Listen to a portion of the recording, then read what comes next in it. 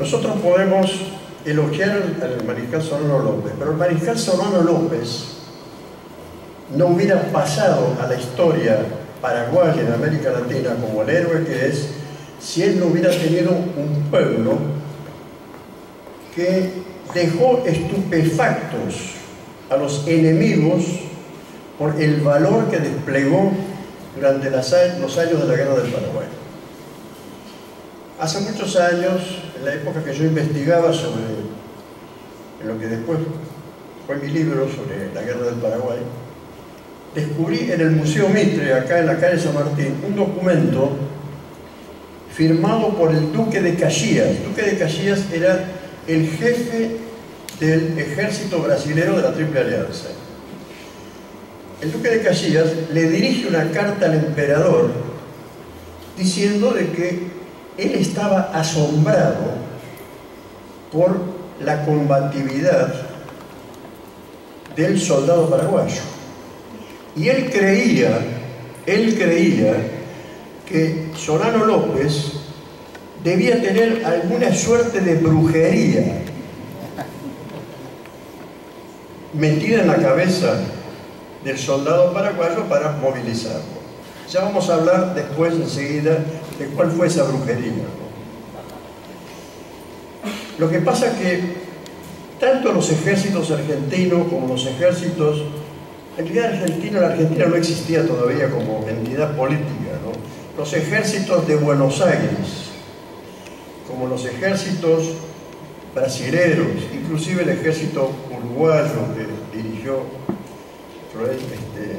Horacio Flores, eran reclutados a la fuerza, ¿no? Agarraban a los pobres jóvenes y algunos no tan jóvenes por el cogote y los metían directamente de prepotencia en el ejército. Lo mismo ocurría en Europa,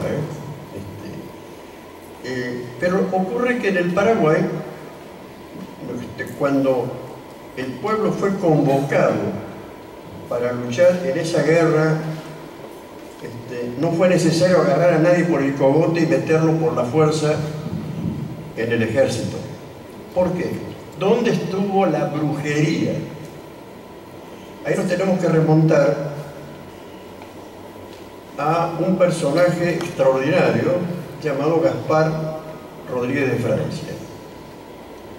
Entre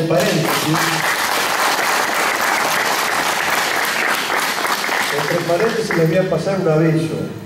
Dentro de pocos días va a salir publicado un libro que se llama La Primera Revolución Popular de América Latina, de un autor norteamericano que trabajó muchos años, Richard Alan White.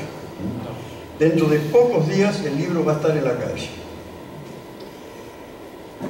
Cuando nosotros leemos atentamente qué fue esa revolución, una palabra bastardeada, la palabra revolución, ¿no? Todas las dictaduras se denominan a sí mismas de revolución.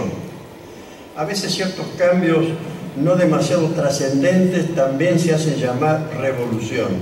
Pero revolución es cuando se produce un cambio radical en todas las estructuras de la sociedad, económicas, políticas, sociales, culturales, psicológicas y otras si las hubiere.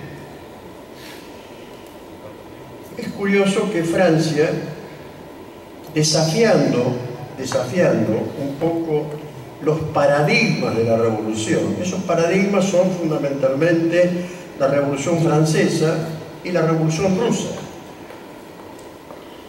donde hay participaciones de grandes masas, hay una teoría política, hay partidos políticos, hay una preparación intelectual inclusive, cosa que no ocurre en Paraguay. Es una cosa muy singular, muy singular.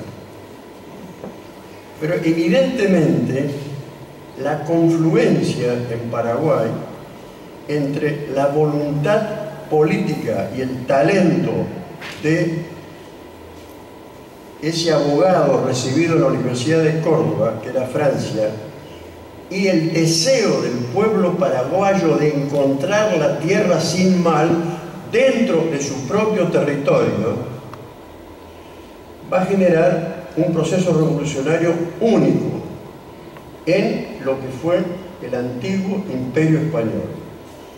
Ustedes saben que los indígenas guaraníes, desde tiempos previos a la colonia y durante los tiempos coloniales, salían de Paraguay en procura de la tierra sin mal, porque la tierra paraguaya, ahí donde ellos vivían, les era adversa, sobre todo cuando entra la colonización española, cuando los bandeirantes, que eran ladrones de indios, asolaban prácticamente las poblaciones paraguayas. Entonces de pronto ese territorio se transformó en una transubstanciación, yo diría, religiosa, en la tierra sin mal. Una manifestación de desconformidad profunda con lo que estaba ocurriendo en la patria paraguaya. Un gran antropólogo alemán que adoptó un nombre guaraní, se llamaba Unkel de apellido, pero acabó firmando su trabajo como Kurt Niemundajú. El hombre llegó a dominar perfectamente el guaraní y adoptó como apellido de sus publicaciones un nombre guaraní. Explicó, o intentó explicar, yo creo que todavía hay que seguir trabajando sobre esto, que en esa tierra paraguaya había situaciones, me refiero a los tiempos previos inclusive de la colonia y los tiempos coloniales, suficientemente adversas como para generar la emigración, la huida de considerables sectores de la población en busca de la tierra sin mal, así la llamaban. Por eso cuando tratamos de entender esa primera revolución popular, tal como la llama Richard Alan White en su libro, tenemos que llegar a la conclusión que hubo una conjunción entre una voluntad del pueblo guaraní, del pueblo paraguayo, de conquistar una tierra donde el mal se ausente, con la formidable personalidad política, intelectual, de José Gaspar Rodríguez de Francia. Yo creo que falta mucho todavía por investigar sobre qué pasaba en la mentalidad del pueblo guaraní, de la masa oscura, esa masa anónima, de la cual la historia en general se ocupa muy poco, ¿no? Es algo así como una suerte de telón de fondo de la actuación de determinados personajes, que, como decía Unamuno, un gran filósofo y escritor español, en la historia los que quedan registrados son los que hacen ruido, pero no los que laburan todos los días y permiten que aquellos que hacen ruido coman y que las cosas vayan caminando hacia adelante. Una de las cosas decisiva fue la confiscación de las propiedades. Yo no les voy a contar la historia que ustedes conocen, pero es necesario recordar que fueron confiscadas propiedades, me refiero a propiedades de terratenientes, y entregadas al pueblo para que lo trabajara.